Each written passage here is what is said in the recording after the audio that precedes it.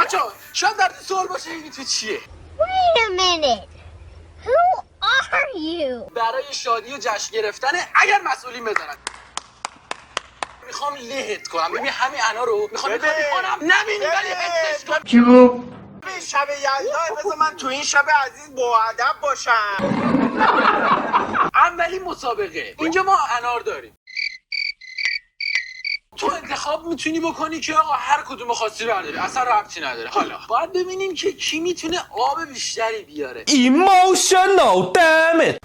آب بیشتری بگیره.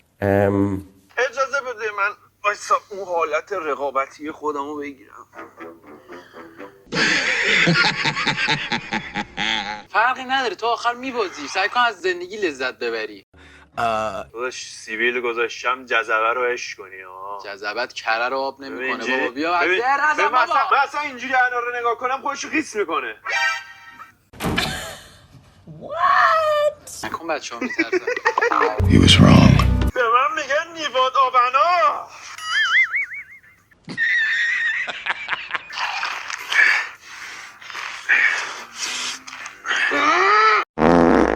بچه ها من اینجا رو کنید یه خورده اینجا رو گرم. خیلی زور زدم. مامانم جرد میده. لاف کورسیشو کثیف کردی. بابا این کار نیما بود به من ربطی نداره. به قول معروف با یک قوره سردتان و با یک مویز گرمتان میشود. نه خدایی.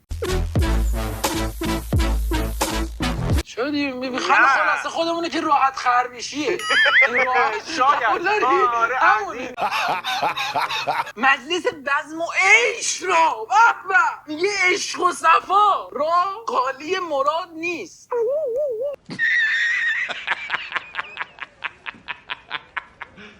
میشه دونه اینا عشق میکنی آره. من چون نیما میریم جایی مثلا مغازه داره یه دونه عینا گذاشته اینجوری بیشتری دستش اینجوری روی این مغز میاره. آبرو ما همه جان ببری. That ass and brains. وایس سوال تموم شه بعد دستمون رو بیاریم. به خودت بگو داداش به من چرا میگی؟ تو داداش هم چه حمله میکردی.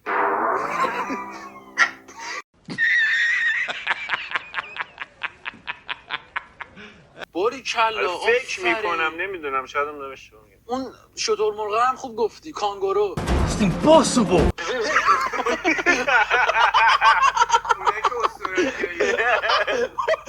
اسطوره what the fuck.